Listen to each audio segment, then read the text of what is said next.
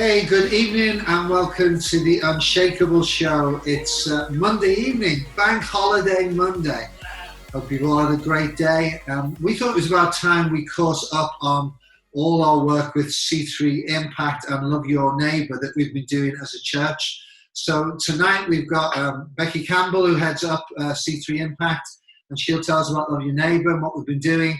And then two other members from the church who got involved, and we'll introduce them as we go through this evening's interview. So, Rebecca Hope Campbell, you're here with us, full title. Full title. Tell us where we're up to with Love Your Neighbour, C3 Impact, and what's been going on there. Cool. So for the past 3 weeks, really, we've been delivering emergency hampers to people who can't get out and about or who don't have the finance or people around them to be able to get that food. And we've had amazing support and help from different organisations and food places, restaurants, places where their food would otherwise go to waste. They've been able to give it to us. We've been able to get it out. So do you want to hear some stats? Oh, of course we do. Go for it. Some stats. So since 3 weeks running, we've done 448 hampers. Round of applause. Thank you. Bearing in mind that over Christmas we did just 470 in kind of a 6 week period. So we've almost reached the same amount in half the amount of time. That has fed 1,174 people, which is a lot of people.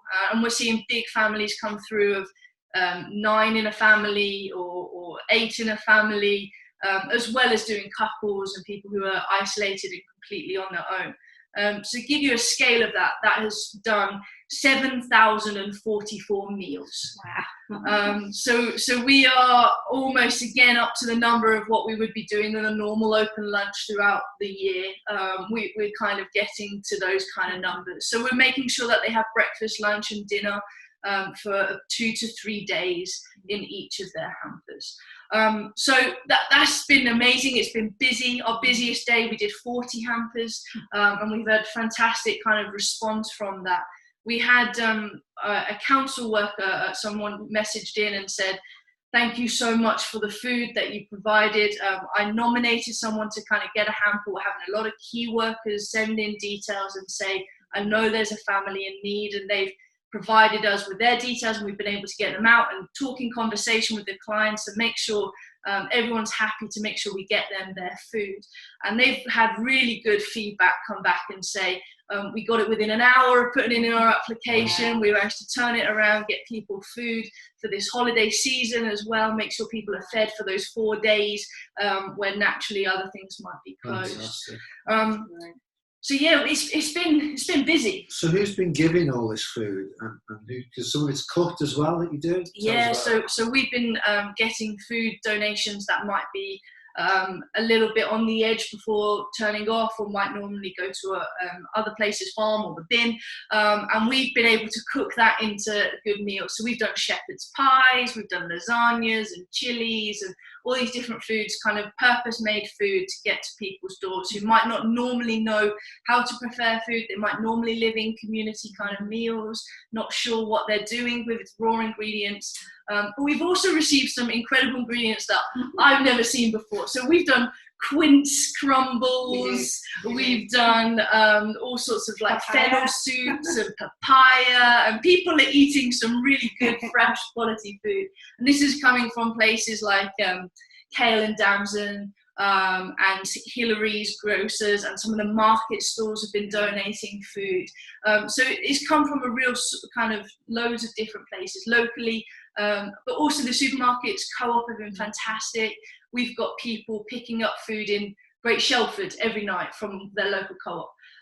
So it's a great help. Volunteers just going to their local supermarket, picking up any bread or anything that needs to be distributed, and we're picking it up and getting it out to the people who need it. So I have a list of places. So Co-op, Tesco, Kale and Damson, Aromi with some beautiful freshly baked bread, Barker's Bakery in Histon, the market stores, Hillary's.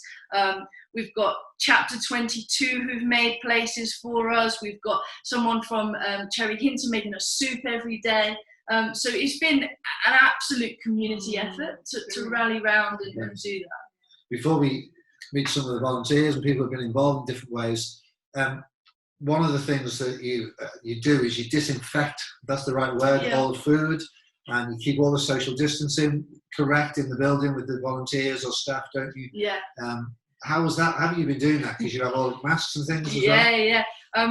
People probably get annoyed at me saying, have you changed your gloves? Have you changed your gloves recently? You need to change your gloves, or you need to come out of this room now. We've been really strict on who is allowed in what rooms, and who can access what food. So we've set up, the Seafood Centre does not look like how it once did. We've taken over Coldham's Coffee as our disinfecting area. So how many fridges?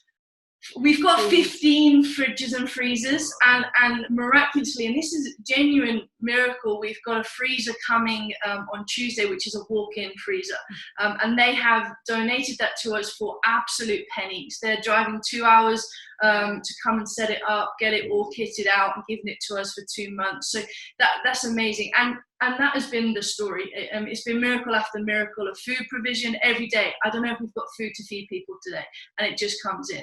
The other day we said we really need tomatoes, and then Paul actually walked through the door with some tomatoes. So it was just absolute miracles we're seeing. But we are disinfecting, keeping everything clean, encouraging people when they receive those packages to wash everything again, disinfect it, and making sure that we're keeping people safe and we're not carriers of the virus. And that's our prayer every day, and we'd encourage you to pray that with us, that we are not carriers of the virus, that we don't take it to people's door, but we're the ones who are bringing life to people's doors.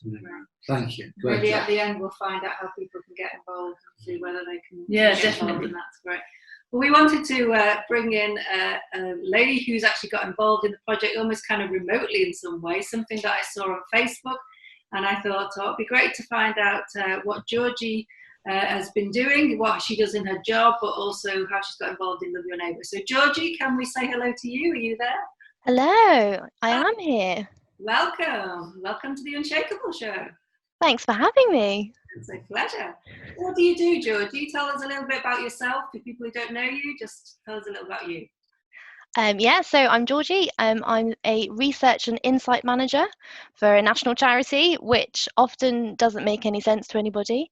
But essentially, it means a lot of Excel and a lot of data, and making that make sense for people that don't like Excel and don't like data. So recently, I've been looking at a lot of forecasting for COVID-19 and potentially the effects on our income generation and kind of the help that we could give out as a charity. So yeah, I'm well versed for this kind of thing. Can you say what charity it is that you're involved in? Yes, I can. It's weird though, so no one will have heard of it. It's the Charity for Civil Servants. So essentially, it's an occupational benevolent fund for the civil service. Fantastic. No, that's really needed, isn't it? So as a charity and being aware in charity work, why did you want to get involved in Love Your Neighbour campaign? Well, so I guess part of it is a purely logical point of view, and the other part's more of a Holy Spirit kind of thing. So there's some research that was recently done which essentially said that about 49% of people were expecting some sort of decrease in their income because of coronavirus. And so that's potentially people with massive investment income, so millionaires on one side of the scale, and then there's the people who have no safety net on the other end. And so there's those kind of situations, but then there's a lot of people in the middle, people like me, who have got fairly secure jobs, so have no sort of necessary moment to be worrying. But then there's lots of things in my budget list which I'm now not using. So we haven't gone on holiday this weekend when we had planned to, so that's a few £100s saved on accommodation. And then I'm not commuting to work twice a week on the train, so that means I've got an awful lot kind of stacking up in my budget for train travel. And kind of as we were watching church the other week, it just kind of dropped into my head is that you're not using that money and you could be using it for something. And as it came up to the giving time, I was like, well, why don't I donate one of my train tickets to the Love Your Neighbour campaign? That's brilliant. That's a great idea, and a real simple idea in many ways, isn't it? That you can actually target that and ring fence that and put that into the Love Your Neighbour campaign to help other people. So I've heard of other people do coffee as well. Any thoughts on that? I don't have a budget for coffee, so potentially isn't as much as my train ticket. So I felt the train ticket was an easy way to go for that week. But yeah, it's as long as this goes on, there's kind of extra spare cash going around. So we've also went to go shopping for some guys that were self-isolating, and then rather than getting them to pay us back, I could easily say, oh, don't worry about it, because I know I've already got that money kind of ring fenced from commuting. Right, that's great. And what do you think about Love Your Neighbour campaign then at C3? Well, it's amazing. You just hear the stats of people that are kind of being helped, and you're like, wow, that's amazing. That's what community is really about. And some more stats I have, if you want them, is that, where is it? 2/3 of people in that same survey said that they were willing to support organisations. So if there's a lot of people that aren't struggling with finances, and there's a lot of people that want to give to organisations that are helping during the coronavirus, got a match made in heaven. So yeah, wow. Why not? Thank you, Georgie. Thank you. I really appreciate you coming on to the show tonight. So you're welcome. Hand over to you. Thank you. Well, we're going to go to one of those match made in heaven people because he's got really involved in giving his time. And there's been, well, I won't say what you've been doing, Paul. You tell us how you've been volunteering with Love Your Neighbour. Okay, thank you, Steve. Hi, everybody. So I was volunteering for C3 before all of this happened, which I was really enjoying. And out of that, I was thinking, well, actually, I should get more involved. I also am an external exam invigilator. And what happened, of course, was that got cancelled, or the exams got pulled at a relatively early stage. It's like suddenly my diary that did have lots of things written in it suddenly had a lot less things written in it. So making the connection between volunteering at C3 and then obviously the Love Your Neighbour project as well, and what we were involved in, I contacted Becky and said, hi, this is me. I have some more time. Can I help? And I think the rest is history, I believe is the phrase, isn't it? Mm. So you've actually, excuse me, I took a drink of tea at the wrong time then. You've actually been delivering the food, haven't you? How does that actually practically work? And could you tell us any stories without breaking anybody's confidentiality of what has actually happened? Sure. Well, I get the privilege of being able to deliver the food. I also just incidentally actually collect some as well. So what Becky was talking about with supermarkets and things. So I actually collect it. I also see it processed in the C3 centre and I deliver it. So I have the privilege of actually seeing the whole package, which is utterly amazing. And the team in the C3 centre and processing is utterly incredible. So it's lovely to be able to see the overall view of that. So in the deliveries, a couple of things just strike me. Everybody is amazingly grateful. And it's the range of people that I go and see. So often, yes, it is older people, maybe who are self-isolating, can't get out, shouldn't be going out, but also younger people as well. So it's a whole range of people who I see, and that's one of the things that really, really strikes me, and how grateful they are. I remember going. I think we're having real problems with your connection, Paul. So we probably lost quite a bit of that. You seem to be back now. Right. Okay. Let's try again.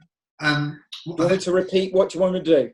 Yeah, let's repeat. We're still recording, I think. Yeah, so they can splice that out, or they can leave that in and make me look silly, which happens an awful lot these days. The risk, isn't it? It's a risk, this, isn't it? You were just telling us you got to the part where you said you're visiting old and young and all different stages of life. That's basically where you got to, and then you went very. It all went horribly wrong. Okay, so let's go. So I visited a wide range of people. I think that's one of the things that strikes me is that this virus has affected everybody. young and old and in the middle. All sorts of different people are affected by it, and that's one of the things that really strikes me when I see me doing the deliveries. So one of the places that I went to, it was at the end of the day. I have to confess I was quite tired, and I was struggling to find this place. It landed up to be a house that had been converted into a block of flats. So I was thinking, okay, I need to find the buzzer. Where's the buzzer? Really couldn't, it wasn't very obvious where that was. Eventually managed to find it, then pressed the buzzer. That didn't seem to be working properly, thinking this isn't really going very well here. And was sort of on the point of giving up and actually just going back home. And then someone came to the door. So I withdrew my 2 meters plus and explained that I just come to deliver some food for them. And they were just overwhelmed. And it registered in my mind, but I didn't really think much more of it. Went back home. Next day I found out that someone had referred this person in. This person had had a conversation with someone and said, I'm not sure that anybody cares. I'm not sure that anybody's noticing me. And really what struck me was us being able to provide a food parcel for this person showed that someone did notice, showed that someone did care, and showed that there was hope. And that was one of the things that really struck me. Another story, if I may, Steve, with some older people that we've been involved with. I mentioned I volunteered at C3 Centre. So we've been connecting up with those folks that we know.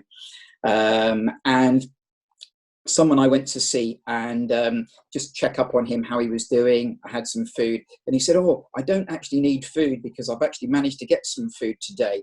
But my friend literally round the corner has just come out of hospital, less than 24 hours. He needs some food. Would you mind taking the food that you were going to give to me to him? So I took it round to him, actually connected up with a neighbour. And that was a great story of just being able to see someone being helped immediately. And also they're now on a regular pattern of being fed by us. So we actually regularly take food parcels there. So it's not just the people that we connect with, it's the connections of the connections. Yeah. And that's what I think is utterly amazing. So yeah, it's a privilege to be able to be involved in those deliveries. Thank you, Paul. Well, we want to say to you, thank you, because you have been such a mainstay of all the volunteers, all you've done, the time you've put in. So we're just glad everyone can get involved at whatever level you can. So you two guys, Georgie, Paul, you've been a real blessing. I'm going to hand over to Becky just to say exactly how anyone can get involved. And then I think probably our time is gone. Yeah, great. Well, we have so many different ways, really. It's been fantastic to see people getting involved in totally different ways. First of all, we are really trying to limit the amount of people in the building. So we have a few people that we've come into there to do those deliveries, but we're not trying to get lots of people doing that, just to really limit the amount of food that gets touched through different hands. But what we are asking, that we have some home cooks who are making food from home, baking food, making baked goods to go into these parcels.